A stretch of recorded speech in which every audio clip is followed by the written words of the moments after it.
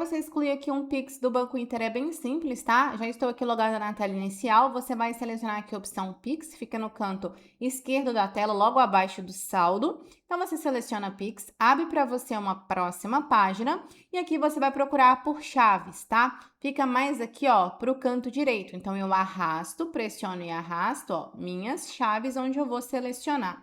Toco aqui nessa opção. Abre para mim essa aba na parte de baixo, eu venho aqui em chaves cadastradas. Aqui no meu caso eu tenho duas chaves cadastradas, tá? Uma aleatória e aqui o meu CPF, eu vou excluir a chave de cima.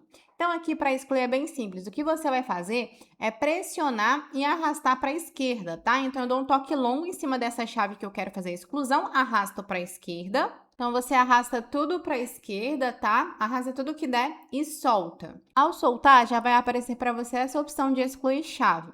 E aí vai mostrar para você a chave que você está querendo excluir, né? No meu caso aqui é o tipo aleatória.